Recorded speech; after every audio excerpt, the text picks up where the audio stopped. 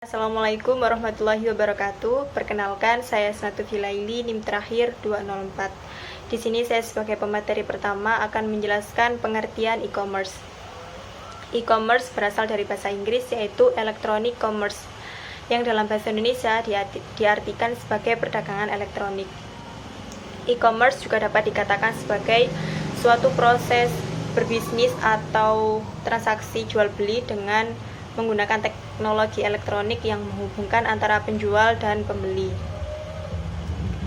Aktivitas dalam e-commerce ini meliputi penjualan, pembelian, pemasaran produk, barang, dan jasa yang dilakukan secara online. Jadi, dalam e-commerce ini seluruh transaksi seperti memilih barang, membeli, membayar, dan komunikasi antara penjual dan pembeli itu dilakukan secara online. Dalam hal ini, internet itu menjadi pilihan favorit oleh masyarakat karena kemudahannya yang dimiliki, seperti mudahnya mengakses internet karena merupakan jaringan publik yang sangat besar, dan juga dalam internet ini menggunakan elektronik data sehingga penyampaian pesan atau data dapat dilakukan secara mudah dan ringkas. Kemudian di sini website juga berperan sebagai toko atau marketplace untuk memamerkan atau memasarkan barang yang dijual oleh produsen. Baik, di sini saya Fauzia Lidiasari, NIM 201. Di sini saya akan menjelaskan aspek-aspek fikih dari e-commerce. Transaksi e-commerce ini melibatkan berbagai pihak, baik yang terlibat secara langsung maupun tidak langsung. Tergantung kompleksitas dari transaksi yang dilakukan, apakah semua tahapan transaksi itu dilakukan secara online atau hanya beberapa tahapan saja. Nah, secara garis besar, pihak-pihak yang terlibat dalam transaksi e-commerce ini yaitu yang pertama pembeli atau card holder.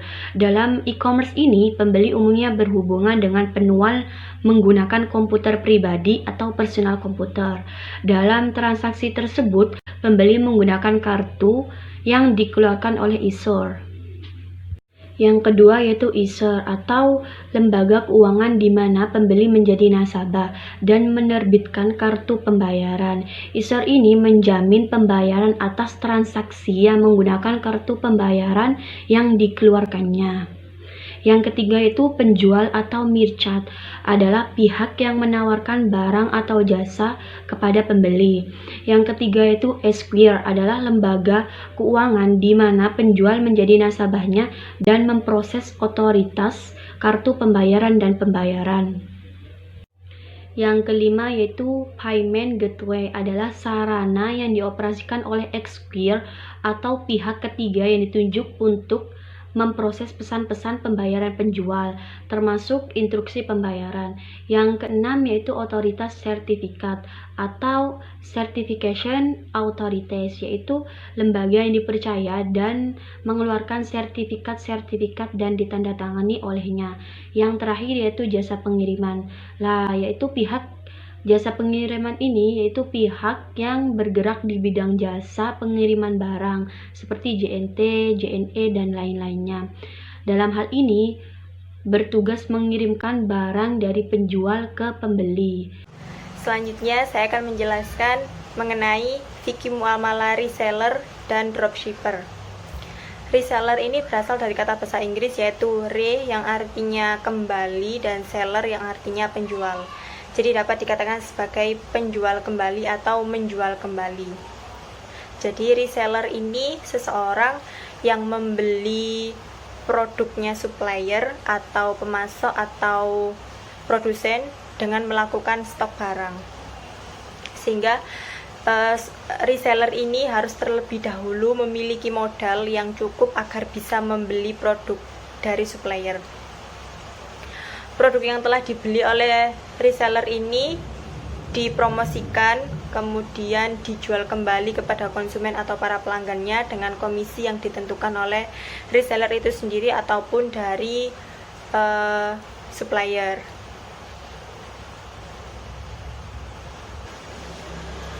Dalam fikih muamalah, menurut Sayyid Sabiq dalam bukunya yang berjudul Fikih Sunnah Jilid 12 halaman 15 menjelaskan bahwa perantara atau simsar atau yang sekarang nyebutnya itu reseller, itu merupakan seseorang yang menjadi perantara antara pihak penjual dan pembeli agar mereka itu mudah melakukan suatu transaksi, baik itu berupa jasa maupun berupa barang. Jadi simsar ini seseorang yang bekerja untuk orang lain dengan upah, baik itu untuk keperluan menjual maupun membelikan.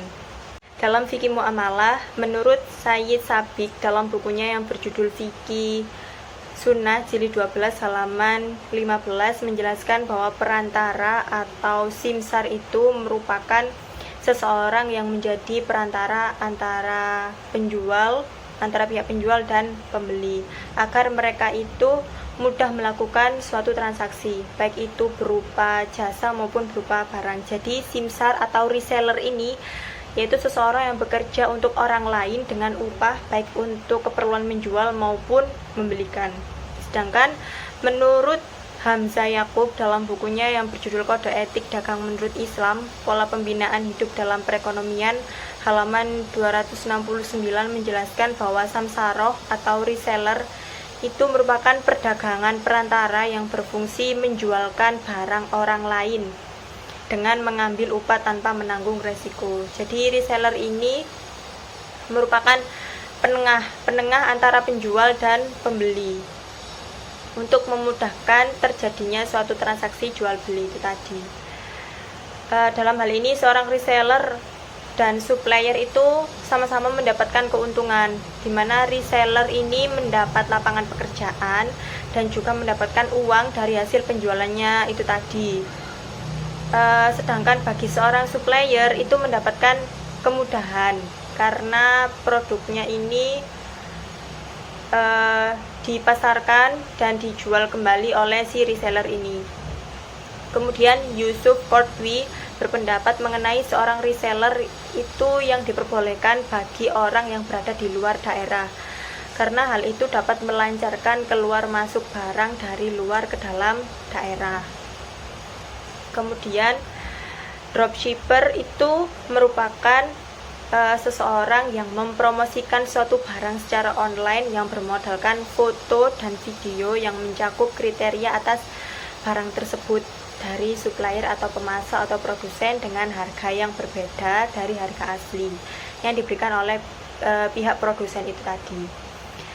Dropshipper ini dapat dikatakan sebagai pihak yang memasarkan produk supplier, sehingga dalam dropshipper ini tidak melakukan kegiatan stok barang, karena dropshipper ini hanya mempromosikan produk dari supplier.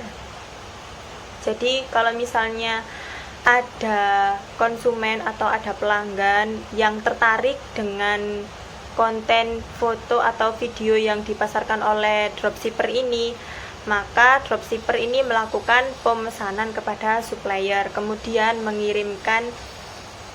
supplier ini mengirimkan barang ke alamat konsumen atau pembeli sesuai dengan kriteria yang diminta pembeli, dan mengirimkan sejumlah barang yang dipesan oleh konsumen dengan atas nama dropshipper tersebut. Jadi dropshipper ini dia itu hanya mempromosikan barangnya supplier, kemudian dia juga tidak sibuk mengurusi pengiriman kepada konsumen atau pelanggan, karena yang melakukan pengiriman itu langsung dari si produsennya, bukan si dropshippernya itu tadi. Dalam fikih muamalah, dropshipper sebenarnya dilarang karena barang yang dipromosikan ini kan belum menjadi kepemilikannya si dropshipper, dan barangnya itu tidak terlihat, serta barangnya itu belum tentu jelas sesuai kriterianya, sehingga pelaksanaan jual beli tersebut dilarang karena terdapat kekhawatiran apabila mungkin saja barang tersebut curian yang berakibat menimbulkan kerugian di salah satu pihak. Adapun kebolehan dari dropshipper ini, menurut Ustadz Oni Syahroni dalam videonya yang berjudul Fikih Bisnis Dropship, menjelaskan bahwa dalam ketentuan fikih dropship itu diperbolehkan asalkan memenuhi ketentuan sebagai berikut. Yang pertama yaitu objek yang diperjualbelikan itu harus halal dan jelas. Dalam hal ini suatu produk yang dipromosikan oleh dropshipper itu harus jelas kriterianya dan sifatnya. Yang kedua, dari sisi akad terdiri dari dua peran. Yang pertama itu sebagai agen, di mana dropshipper ini mendapatkan upah dari supplier atau pemasok atau produsen atau atas jasa mencarikan atau mendapatkan konsumen. Upah yang didapat dropshipper ini dapat berupa nominal maupun persentase. Misalnya gini, supplier itu menyampaikan saya jual jilbab ini 50.000 setiap jilbab yang dijual oleh dropshipper, maka dropshipper ini mendapatkan 10.000 sebagai upah. Atau dapat juga begini, supplier itu menyampaikan kepada dropshipper bahwa si supplier ini menjual jilbabnya kepada dropshipper dengan harga 50.000. Nah, kelebihannya itu adalah upahnya si dropshipper gitu. Dalam hal ini kedua model upah tersebut sah menurut Vicky, kata beliau begitu, asalkan disepakati dan diketahui di awal akad. Yang kedua, dropshipper dapat sebagai penjual, di mana saat ada pesanan yang masuk dari konsumen atau pembeli, kemudian dropshipper itu membeli kepada supplier dan diserah terimakan kepada konsumen. Dalam hal ini, dropshipper itu berhak menentukan keuntungannya dengan menanggung suatu resiko. Kalau tadi sebagai agen itu kan tanggungan resikonya ada di supplier, tapi kalau sebagai penjual ini yang menanggung resiko itu yang si dropshipper. Yang ketiga, adanya ijab kabul serta serah terima atas suatu barang. Itu saja penjelasan dari saya, kurang lebihnya mohon maaf. Wassalamualaikum warahmatullahi wabarakatuh. Assalamualaikum warahmatullahi wabarakatuh. Saya Afnan Mahir Joyo dan di sini saya akan menjelaskan tentang pengertian dari hybrid kontrak. Nah, secara harfiah, hybrid kontrak ini dimaknai sebagai kontrak yang dibentuk oleh berbagai macam kontrak. Dalam bahasa Indonesia, hybrid kontrak ini juga disebut dengan istilah multi akad. Kata multi dalam bahasa Indonesia berarti banyak, lebih dari satu, lebih dari dua, atau juga berlipat ganda. Maka dari itu, multi akad berarti akad yang lebih dari satu atau ganda. Sedangkan menurut istilah fikih, kata multi akad ini adalah terjemahan dari kata Arab yaitu al-uqud al-murakkabah yang berarti akad ganda. Nah, al-uqud al-murakkabah ini menurut pengertian Nazih Hamad adalah kesepakatan dua pihak untuk melaksanakan suatu akad yang mengandung dua akad atau lebih, seperti jual beli dengan sewa menyewa, hibah, wakalah, qard, muzaroah, sorf, sirkah, mudharabah, dan seterusnya. Sehingga akibatnya dari semua hukum akad-akad yang terhimpun tersebut serta semua hak dan kewajiban yang ditimbulkannya dipandang sebagai satu kesatuan yang tidak dapat dipisahkan, sebagaimana akibat hukum dari satu akad. Sementara Abdullah Al-Imroni mendefinisikan al-uqud al-murakkabah ini adalah kumpulan dari beberapa akad kebendaan yang dikandung oleh sebuah akad baik secara gabungan maupun timbal balik, sehingga seluruh hak dan kewajiban yang ditimbulkannya dipandang. Tiga istilah ini memiliki kesamaan bahwa ketiganya mengandung maksud adanya perbedaan, tetapi ketiga istilah ini mengandung implikasi yang berbeda. Mutanaqidah mengandung arti berlawanan, seperti pada contoh, seseorang berkata sesuatu, lalu berkata sesuatu lagi yang berlawanan dengan yang pertama. Seseorang mengatakan bahwa sesuatu benar, lalu berkata lagi sesuatu itu salah. Perkataan orang itu disebut dengan mutanaqidah, saling berlawanan. Dapat dikatakan mutanaqidah karena antara satu dengan yang lainnya tidak saling mendukung, melainkan mematahkan. Yang keempat yaitu ada akad berbeda atau al-uqud al-mukhtafilah. Yang dimaksud dengan hybrid kontrak yang mukhtafilah adalah terhimpunnya dua akad atau lebih yang memiliki perbedaan semua akibat hukum di antara kedua akad itu atau sebagiannya. Sebagaimana perbedaan akibat hukum dalam akad jual beli dan sewa. Dalam akad sewa diharuskan ada ketentuan waktu, sedangkan dalam jual beli sebaliknya. Contoh lain, akad ijaroh dan salam.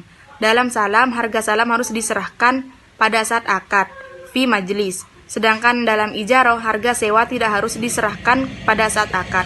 Perbedaan antara hybrid kontrak yang mukhtafilah dengan yang mutanakidah, mutadohah, dan mutanafiyah yang terletak pada keberadaan akad masing-masing. Dan untuk yang selanjutnya yaitu ada pembagian hybrid kontrak dalam fikih Islam.